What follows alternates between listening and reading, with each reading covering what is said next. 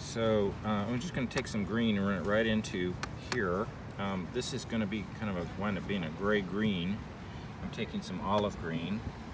Olive green's kind of got a little yellow and kind of mud in it, which I sort of like, because a lot of these oak trees really are sort of muddy, and they're not, you know, olive has kind of got a muddy quality. So, but it's also got a little chlorophyll in it still, so it's not too bright. And when it's too bright, it looks a little campy. So anyway, right now I'm taking the edge of the brush and I'm swirling it around. You can connect these at any point, like when you're up close to the edge of the building, and you can leave gaps, which are nice, you know. And but this will also bring out some of the architectural detail. Now I'm also going to bring. Oh, I forgot to do the tree branches up here. Darn it.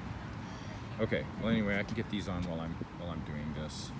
I'm going to have to get those tree branches up in here as well, but I can put those on later. You want to leave some gaps because you're going to put some blues for the sky, you know, punch those in later. And this can all go. We're going to make this look kind of like it's all trees down in here, okay? And it is. And so we're going to put all this behind here, and it gets a little tedious, but you can see where I'm going with this. So I'm probably using a little bit larger brush than I need to. So if you need a smaller brush, if you're having trouble dealing with this brush, that's fine. You can always put some more green details later. Right now I'm just kind of creating structure more than I am leaves. So remember that you're not always painting detail. We have a tendency to get a little consumed by the whole detail idea. I'm just trying to establish where some of this stuff goes. Same thing here, like this is going to actually have some leafy detail right in here. I'm trying not to put too much in here just yet, because I forgot to put the tree branches in here. And you know, I can use this brush too for branches, so it's not like it's, you know, illegal. So, but you got to be careful, because this brush is really not designed for fine work, so you can kind of get into some issues with it. So anyway, I'm going to use it a little bit just to set up a few of these. Same thing up here. We got this one. This one can work. I'm going to go back to my smaller brush here, and I'm going to put a little bit of blue and red together.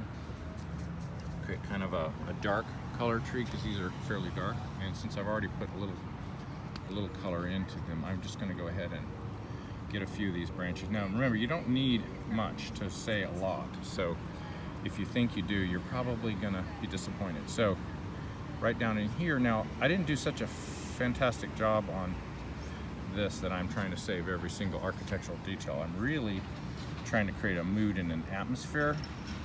So you know, remember, you know, it's more about that than it is the little gazebo you're painting. So the gazebo sets a tone and an atmosphere that's fun. So that's really what I'm after here, and it's now becoming the background and not the subject as much. So the subject is sort of becoming the atmosphere itself that the gazebo helps create. So I'm getting a little bit of this.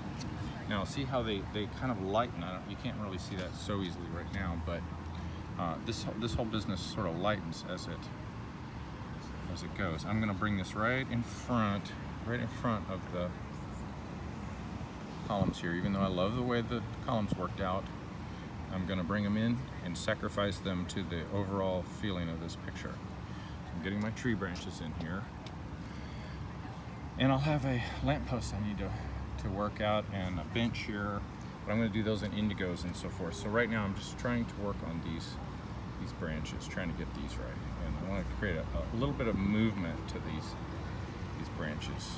And so getting a little bit flamboyant if possible with them. And then there's all these branches in here. You can get a little bit wispy and ghosty with some of these. You don't have to get too into it. Once you've established a few of them, they're pretty much going to speak for themselves after that point. And there's a few up in here. I'm going to put a few details. And as you start kind of running out of paint, this is a good time to start doing your backgrounds, you know, your little background tree branches, because they're not going to be as dark and you don't want them to be. So I'm going to punch a couple of little details into this tree to give it a little depth. It's got a nice soft color field at the moment, so I don't want to get too much into it, but okay, so there's a couple little details I could put into this one, maybe that one, maybe this one, a little bit over here, but you know, keep it light and simple. All right, so time to get back into my tree. I'm going to use a little chrome and olive. I'm even going to throw a tiny bit of blue in there first. I'd rather put the light bluer kind of sagey colors back here. I can always put some, the light is kind of disappearing. All right, that should be about right. All right, sorry about the videotaping. I can't always get everything in and concentrate, but this is hopefully going to help you a little bit.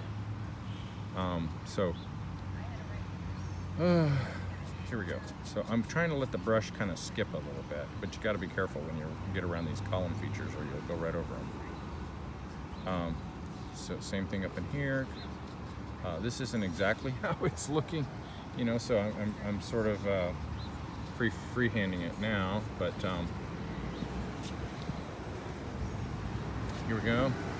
Now remember, all these greens will lighten up. As dark as they look right now, they'll start to lighten up. So I'm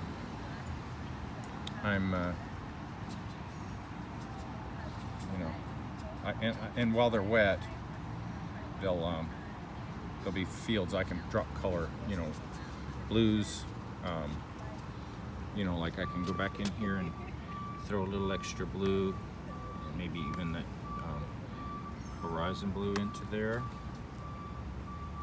So you can put a little of that into the greens.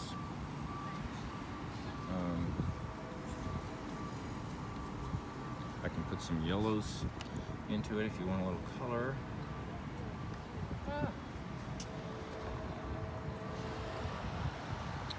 I've got a low battery light, so I guess my battery charger didn't work this morning. So anyway, I'm gonna wrap this up. This is pretty darn close to what I'm intending, so you can kind of get the feeling. I'll run this out till the battery expires. It's about to do that in any minute. So I'm just putting a little extra colors right in here. Sorry, right in here. Right in here. Here we go. Okay. I'll be putting blues back in here, so I want to reserve a little bit of this, and then back in here, right where the architectural features are, I want to punch the color in with more of the tip of the brush, you know, a little bit more specific about, you know, that, so that there's a delicacy to it that otherwise I'll overpower, you know, the architectural features too much, and it'll lose some of that delicacy. And there's plants down in here I can put in. There's plants down in here. You know, I can put reds or whatever in there. And I've got some plants over here, right in here. And don't forget, I've got this bench. I'm gonna do indigos for the lamp. Indigos for the lamp, indigos for the bench.